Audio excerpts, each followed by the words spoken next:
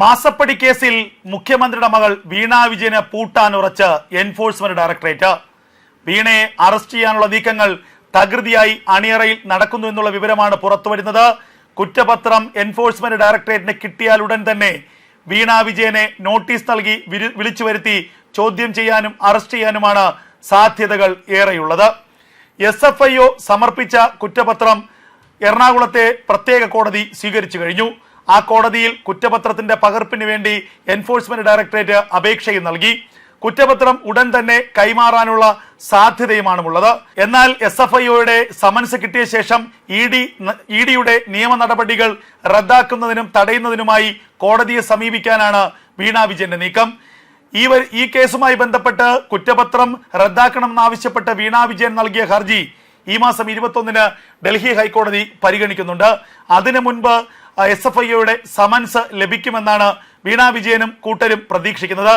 എന്നാൽ ഈ സമൻസ് അയക്കുന്നതിന് മുൻപ് തന്നെ കുറ്റപത്രത്തിന്റെ പകർപ്പ് ഇഡിക്ക് ലഭിച്ചാൽ ഇഡി നേരിട്ട് നടപടികളിലേക്ക് കടക്കും. ഇഡിയുടെ അറസ്റ്റ് ഉണ്ടാവാനുള്ള സാധ്യതയുമുണ്ട്. ഇത് മുൻകൂട്ടി കണ്ടുകൊണ്ട് ഒളിത്താവളത്തിലേക്ക് വീണ വിജയൻ കടന്നേക്കാമെന്നുള്ള സൂചനകളാണ് ഇപ്പോൾ പുറത്തു വരുന്നത്. വീണയെ സുരക്ഷിതയാക്കാൻ വേണ്ടി രഹസ്യ കേന്ദ്രത്തിലേക്ക് മാറ്റണമെന്നുള്ള താല്പര്യം ഇടതുപക്ഷത്തിനുമുണ്ട്. നിലവിലെ സാഹചര്യത്തിൽ വീണ വിജയനെ ഇഡിക്ക് വിട്ടുകൊടുക്കുന്നത് ആത്മഹത്യാപരമായിരിക്കുമെന്നാണ് CPMന്റെ കണക്കുകൂട്ടൽ. മാത്രവുമല്ല, വീണ വിജയന്റെ അറസ്റ്റ് ഇഡി രേഖപ്പെടുത്തിയാൽ അത് കേരളത്തിലെ സർക്കാരിനെ സംബന്ധിച്ച് വലിയ തിരിച്ചടിയാകും. പിണറായി വിജയനെ സംബന്ധിച്ച് അത് സമാനതകളില്ലാത്ത തിരിച്ചടിയാകുമെന്ന കാര്യത്തിൽ യാതൊരു സംശയവുമില്ല. ഈ ഒരു സാഹചര്യം മുന്നിൽ നിൽക്കുമ്പോൾ വീണ വിജയനെ സുരക്ഷിതമായ ഇടത്തേക്ക് മാറ്റുക എന്നുള്ളത് ആണ് ഏക പോംവഴി. വീണ വിജയനെതിരെയുള്ള മാസപ്പടി കേസ് മുഖ്യമന്ത്രിയെ ലക്ഷ്യം വെച്ചുള്ള രാഷ്ട്രീയ നാടകവും രാഷ്ട്രീയ പകപോക്കലുമാണ് എന്ന് CPM പലതവണ ആവർത്തിക്കുന്നുണ്ട്. ഇത് ഈ കേസിലെ മുഖ്യമന്ത്രിയുടെയും മകളുടെയും പങ്ക് ഇല്ലാതാക്കി കാണിക്കാനുള്ള ശ്രമത്തിന്റെ ഭാഗം മാത്രമാണ്. നിയമപരമായി എത്രത്തോളം ആത്മാർത്ഥമായി ഈ കേസിൽ നേരിടാൻ കഴിയുമെന്നുള്ളത് CPMന് ഇപ്പോഴും ഉറപ്പില്ല. കാരണം ഡൽഹി ഹൈക്കോടതി പോലും വീണ വിജയന്റെ ഹർജി മറ്റൊരു ദിവസത്തേക്ക് മാറ്റിവെച്ചത് അടിയന്തരമായി ഇത് പരിഗണിക്കേണ്ട കാര്യമില്ല എന്ന് ചൂണ്ടിക്കാണിച്ചുകൊണ്ടാണ്. അപ്പോൾ നിയമപരമായി ഇതുവരെ നടന്നതെല്ലാം വീണ വിജയന് എതിര് തന്നെയാണ്.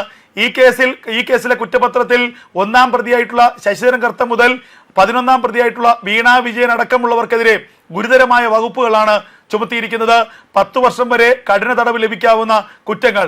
അതേസമയം ഈ കേസിൽ SFIOയ്ക്ക് ഇനി വീണ വിജയനെ അറസ്റ്റ് ചെയ്യാൻ കഴിയില്ല. കാരണം SFIO കുറ്റപത്രം സമർപ്പിച്ചു കഴിഞ്ഞിരിക്കുന്നു. ഇനി കോടതി നിയമപരമായ നടപടികളിലൂടെ ഇതിന്റെ വിചാരണ നടത്തുകയാണ് അടുത്ത നടപടിക്രമം. അപ്പോഴാണ് ഇഡിയുടെ രംഗപ്രവേശനം. നേരത്തെ ഈ കേസുമായി ബന്ധപ്പെട്ട് ഇഡി ചില ഇടപെടലുകൾ നടത്തിയിരുന്നുവെങ്കിലും കോടതി അത് തടഞ്ഞിരുന്നു. എന്നാൽ ഇപ്പോൾ ഇഡിക്ക് ലഭിച്ചിരിക്കുന്നത് സുവർണാവസരമാണ്. അതുകൊണ്ട് തന്നെയാണ് തിടുക്കപ്പെട്ട് വേഗത്തിൽ കാര്യങ്ങൾ മുന്നോട്ട് കൊണ്ടുപോകാൻ ഇഡി ശ്രമിക്കുന്നത്. കുറ്റപത്രം വേഗത്തിൽ ലഭിക്കാനുള്ള നടപടികൾ ഇഡി ആരംഭിക്കുന്നതും വീണ വിജയന്റെ അറസ്റ്റ് ലക്ഷ്യമിട്ടുകൊണ്ട് തന്നെയാണ് എന്നത് വ്യക്തമാക്കുന്ന സൂചനകളാണ്. കാരണം വീണ വിജയനെ അറസ്റ്റ് ചെയ്യുക എന്നുള്ളത് ഇപ്പോൾ ഇഡിയെ സംബന്ധിച്ചൊരു പ്രസ്റ്റീജ് വിഷയമാണ്. പല കേസുകളിൽ മുഖ്യമന്ത്രിക്കും കുടുംബത്തിനുമെതിരെ വലിയ ആരോപണം ഉയർന്നുവെങ്കിലും ഒരു നടപടികളോ ഒരു ചെറുവിരൽ അനക്കാനോ കഴിയാത്തത് കേന്ദ്ര സർക്കാരിനും അതുപോലെ രാജ്യം ഭരിക്കുന്ന BJPക്കും വലിയ നാണക്കേട് തന്നെയായിരുന്നു. ഒരു ഘട്ടത്തിൽ കോൺഗ്രസ് കേന്ദ്ര സർക്കാരും കേരളത്തിലെ പിണറായി സർക്കാരും തമ്മിലുള്ള അവിശുദ്ധ ബന്ധമാണ് ഇതിന്റെ പിന്നിലെന്ന ആരോപണം ഉന്നയിച്ചു. ഇപ്പോഴും അവർ അത്തരത്തിലുള്ള ആരോപണം ഉന്നയിക്കുന്നു. അതിന് കാരണവുമുണ്ട്. സാധാരണ ജനങ്ങൾ അത് സത്യമാണെന്ന് വിശ്വസിച്ചാൽ അവരെ തെറ്റു പറയാനുമാകില്ല. കാരണം ഡോളർ കടത്ത് കേസ്, സ്വർണ്ണക്കടത്ത് കേസ്, ലൈഫ് മിഷൻ അഴിമതി കേസ്, അങ്ങനെ നിരവധി അഴിമതി കഥകൾ, അഴിമതി ആരോപണങ്ങൾ മുഖ്യമന്ത്രിക്കും കുടുംബത്തിനും മകൾക്കുമെതിരെ പല ഘട്ടങ്ങളിൽ നടന്നിരുന്നു. ഇക്കാര്യത്തിൽ കേന്ദ്ര ഏജൻസികളുടെ അന്വേഷണവും ഉണ്ടായിരുന്നു. സ്വപ്ന സുരേഷ് അടക്കമുള്ളവർ മജിസ്ട്രേറ്റ് കോടതിയിൽ അതുപോലെ 164 രഹസ്യമൊഴി വരെ നൽകിയിരുന്നതാണ്. അതിഗുരുതരമായ ആരോപണം സ്വപ്ന സുരേഷ് ഉന്നയിച്ചു. ഈ ആരോപണങ്ങൾ തെളിയിക്കുന്ന രേഖകൾ ഈ അന്വേഷണ ഏജൻസികൾക്ക് നൽകിയെന്ന മാധ്യമങ്ങളോട് സ്വപ്ന സുരേഷ് പറയുകയും ചെയ്തു.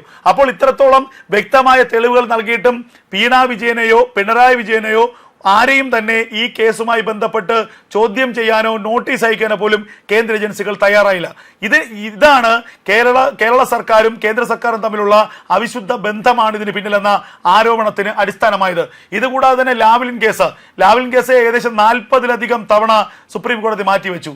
വളരെ നിസ്സാരമായി എടുക്കാവുന്ന ഒരു രാവിലെ മുതൽ ഉച്ചവരെ വാദം കേട്ട് വിധി പറയാവുന്ന ഒരു കേസായിരുന്നിട്ട് കൂടി കഴിഞ്ഞ എത്രയോ വർഷങ്ങളായി ഈ ലാവ്ലിൻ കേസ് മാറ്റിവെക്കുകയാണ്. ഇതിന് പിന്നിലും കേന്ദ്ര സർക്കാരിന്റെ ഇടപെടലുണ്ട് എന്ന് കോൺഗ്രസ് ആരോപിക്കുന്നുണ്ട്. കാരണം ലാവ്ലിൻ കേസിൽ എന്തെങ്കിലും ഒരു നെഗറ്റീവായിട്ടുള്ള പരാമർശം ഉണ്ടായാൽ പിണറായി വിജയന് മുഖ്യമന്ത്രി സ്ഥാനം ഒഴിയേണ്ടി വരും. അത് കൃത്യമായി പിണറായിക്കും അറിയാം, കേന്ദ്ര സർക്കാരിനും അറിയാം. അപ്പോൾ ഇത്രത്തോളം പിണറായി വിജയനെ സഹായിക്കുന്ന ഒരു സർക്കാരാണ് കേന്ദ്രത്തിലെ BJP സർക്കാർ എന്നും രാഷ്ട്രീയപരമായ ഈ പോർവിളികൾ വെറും തട്ടിപ്പാണെന്നും കോൺഗ്രസ് പറയുമ്പോൾ അത് ജനങ്ങൾ കുറേയൊക്കെ വിശ്വസിക്കുന്നുണ്ട്.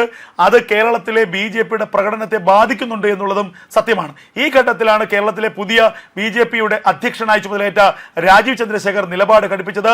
കേന്ദ്ര സർക്കാരുമായി അടുത്ത ബന്ധമുള്ള രാജീവ് ചന്ദ്രശേഖർ ഈ മാസപ്പടി വിഷയത്തിൽ കേന്ദ്ര സർക്കാർ ഉചിതമായ നടപടിയെടുക്കണമെന്ന് പലതവണ കേന്ദ്രത്തിൽ ആവശ്യപ്പെട്ടിരിക്കുന്നു. അമിത്ഷാ അടക്കമുള്ള ആളുകളുടെ അടുത്ത് അതിന്റെ പ്രാധാന്യം രാജീവ് ചന്ദ്രശേഖർ വ്യക്തമാക്കിയിരിക്കുന്നു.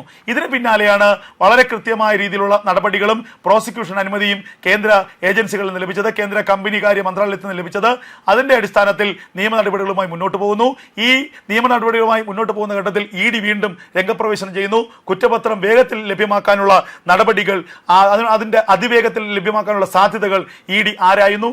EDയുടെ നീക്കം വീണ വിജയനെ അറസ്റ്റ് ചെയ്യാനാണ് എന്നുള്ള സൂചനകൾ ഇടത് ക്യാമ്പുകൾക്ക് ലഭിക്കുന്നു. ഈ ഘട്ടത്തിൽ എങ്ങനെ EDയുടെ കയ്യിൽപ്പെടാതെ വീണ വിജയനെ സംരക്ഷിക്കാമെന്ന് തലപുകഞ്ഞാലോചിക്കുകയാണ് കേരള സർക്കാരും CPMന്റെ കേരള നേതൃത്വവും. ഒരിക്കൽ വീണയെ EDക്ക് വിട്ടുകൊടുത്താൽ പിന്നീട് ഊരിയെടുക്കുക വളരെ പ്രയാസമാണ് എന്ന് കൃത്യമായി കേരള സർക്കാരിനറിയാം, മുഖ്യമന്ത്രി പിണറായി വിജയൻ അറിയാം. നമുക്കറിയാം, അരവിന്ദ് കെജ്രിവാളിനെ പോലെ ദില്ലി മുഖ്യമന്ത്രിയായിരുന്ന, ദില്ലി അടക്കി ഭരിച്ചിരുന്ന ഒരു രാഷ്ട്രീയ നേതാവിനെയാണ് രാഖി രാമാനം ED തൂക്കിക്കൊണ്ടുപോയത്. പിന്നീട് മാസങ്ങളെടുത്തു പുറത്തിറങ്ങാൻ, പിന്നീട് എത്രയോ കാലം നീണ്ട ജയിൽവാസം. അതിന് സമാനമായ ഒരു അവസ്ഥ വീണ വിജയന് ഉണ്ടാകുമെന്നുള്ള ഭയപ്പാട് പിണറായിക്കുണ്ട്, അതിന്റെ സമ്മർദ്ദം പിണറായിക്കുണ്ട്.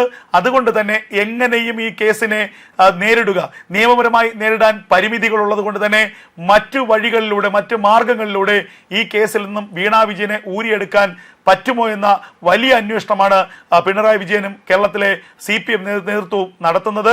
അതുകൊണ്ട് തന്നെ ED വീണയെ തൂക്കുന്നതിന് മുൻപ് തന്നെ സുരക്ഷിതമായ ഇടത്തേക്ക് വീണ വിജയനെ മാറ്റാനുള്ള നടപടികളും കേരളത്തിലെ CPMനുള്ളിൽ സജീവമായി നടക്കുന്നു എന്നുള്ളതാണ് യാഥാർത്ഥ്യം.